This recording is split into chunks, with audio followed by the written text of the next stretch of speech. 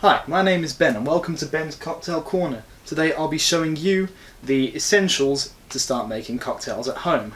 So number one, we have a cocktail shaker. I myself use the standard shaker, which is comprised of a cup, a lid and a filter, and is built in this way. Up next on our list of essentials we have a measurement cup. Now, if we could please zoom in on the measurement cup, you will see here that mine is 30 milliliters and 50 milliliters. I recommend the 30 and the 50. You'll find that most drinks have 60 milliliters, which is just 2 times the 30, so that makes your job a lot easier. Now if we could pan out again please. Up next on our list we have the bar spoon or just a long spoon. Now it doesn't matter whether you have a long spoon or a bar spoon to start with, they both do the same thing. So here we have it, the 5 main spirits you'll find yourself using when you mix drinks, which are vodka, rum, you can use both light and dark, whiskey bourbon, gin and tequila. Now another thing you'll find yourself commonly using in a lot of cocktails is triple sec. Triple sec is a orange liqueur which you'll find yourself using in things like margaritas. Now if you like being a bit artistic, making drinks with a lot of colour or adding colour to drinks, I recommend you get a few bar syrups. I personally think that grenadine and blue curacao are the best ones you can get. Now we'll be using grenadine up next when we make our tequila sunrise. Right, so here we have it, the tequila sunrise.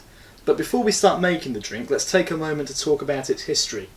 Now it's believed that the tequila sunrise originated around the 1930s, but was made famous in the 1970s by none other than Mick Jagger.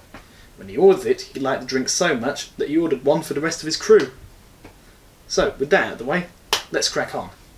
So the ingredients we're going to need to make a tequila sunrise. Now, guys, if we could get a close-up on these here, we're going to need ice, orange juice, preferably freshly squeezed, if you can, grenadine, and tequila, which we have talked about before. So if we could pan out again, I'll begin making the cocktail. So, the first step to this is the ice in the cup. So just pour that in. Pour the ice in, get that out of the way. Up next, we're going to measure out 60 milliliters of tequila.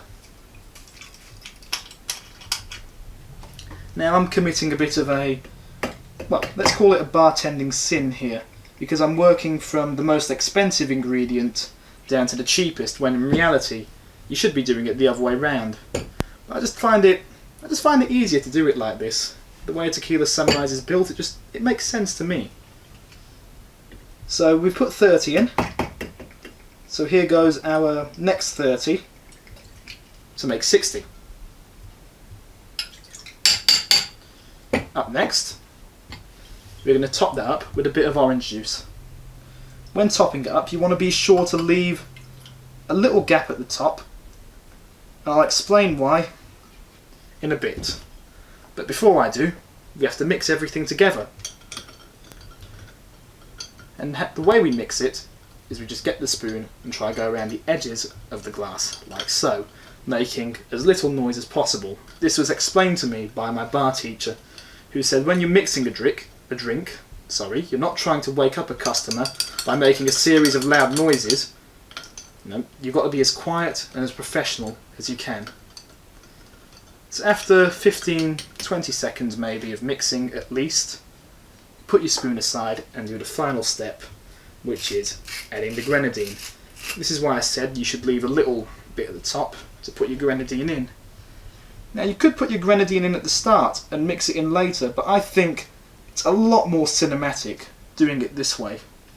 Now there's no exact measurement to how much grenadine you should use. Well, the only measurement you really have is your human eye and until it looks right. So there we have it, a tequila sunrise. I'll see you next time in Ben's Cocktail Corner. Yeah!